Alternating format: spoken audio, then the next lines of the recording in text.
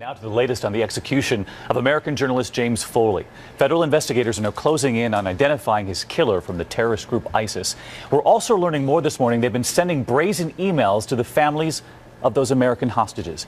ABC's chief investigative correspondent Brian Ross here tracking late details for us. Brian. Well, good morning, David. U.S. officials are saying this morning they believe there are at least 3 Americans currently being held by ISIS, and that with no negotiations underway and after a failed rescue mission, they fear we have not seen the last of this group's medieval barbarism.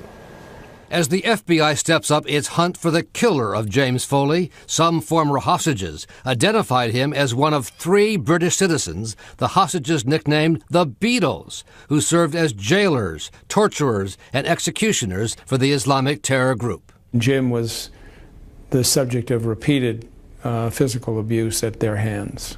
With growing concern about the fate of a second U.S. hostage held by ISIS, Steve Sotloff, the Secretary of Defense said the U.S. would not hesitate to launch a second mission to capture or kill the captors. And the United States will not relent our efforts to bring our citizens home and their captors to justice.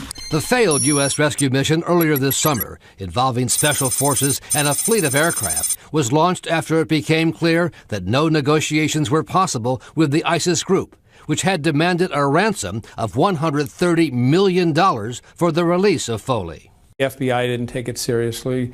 We didn't take it seriously. People involved in the process say hostages from France and other European countries held by ISIS were set free after ransom payments of about $2 million cash each, delivered by middlemen from Turkey, something the U.S. has refused to consider as a matter of principle. In a final chilling email sent last week to the parents of James Foley, ISIS said, "You do not spare our weak, elderly, women or children, so we will not spare yours." And that's how the Foley parents learned their son was going to be executed. Emailing their parents. Unbelievable. Yeah, it is. All right, you two. Thank you.